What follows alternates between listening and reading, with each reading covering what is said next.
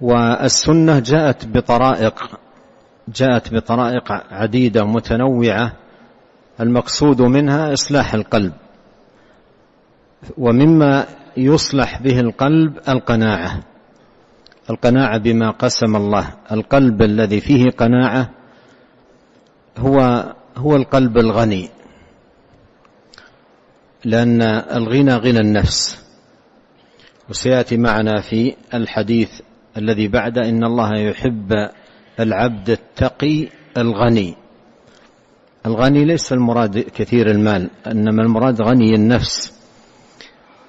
فهذا الغنى غنى النفس الذي هو القناعة بما قسم الله عز وجل، حتى يحصل أو يكون في القلب يحتاج إلى أشياء مع الدعاء والاستعانة بالله سبحانه وتعالى، يحتاج إلى أشياء يبذلها العبد حتى يحقق هذه القناعة.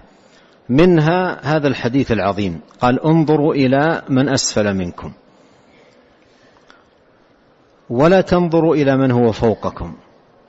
المقصود هنا أي في الدنيا، في أمور الدنيا، في متاع الدنيا، في المال، في الصحة، في الولد،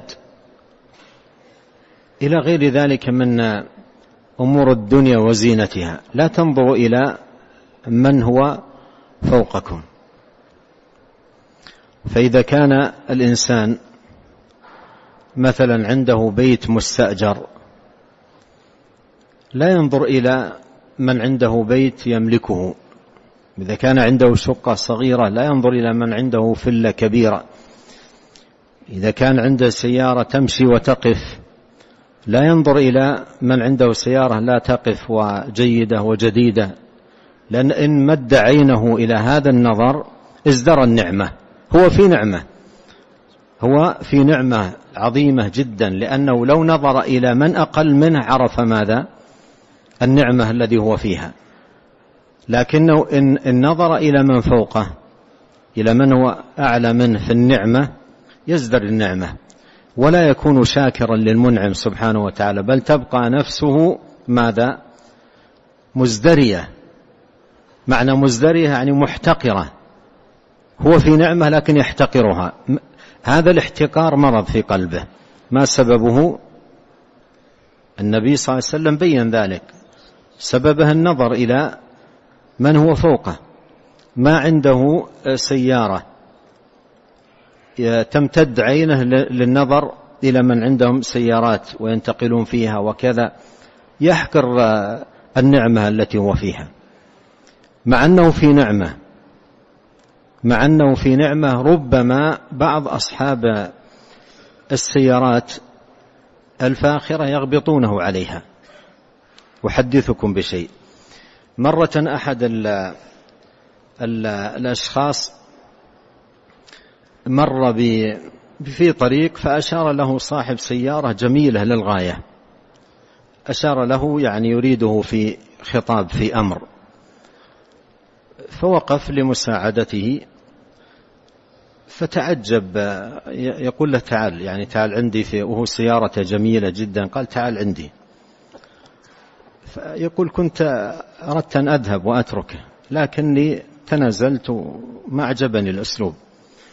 فلما جئت كان يسأل عن طريق، قال: اعذرني لما ناديتك، أنا فاقد للقدمين، يعني ما يستطيع أن يمشي. فانظر الآن، يعني لما هذا الشخص الذي في هذه السيارة الجميلة لما ينظر شخصا يمشي على قدميه يغبطه على هذا المشي، وذاك الذي يمشي على قدميه يغبطه على هذه السيارة الفخمة، وما عرف أنه يتمنى نعمة مثل النعمة التي عند هذا الذي يمشي على قدميه.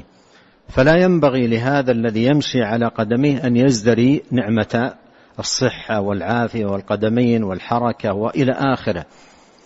لا بد أن يفهم الإنسان هذا الحديث حتى يعيش حياة قناعة، حياة الرضا بما قسم الله. نحن ماذا؟ قسمنا بينهم معيشتهم في الحياة الدنيا. لا بد أن يرضى الإنسان ويقنع بالذي قسمه الله سبحانه وتعالى له. أما إذا كان نظر الإنسان ممتد إلى أصحاب النعم، أصحاب الأموال، أصحاب الثراء، يبقى حياته متنكدا،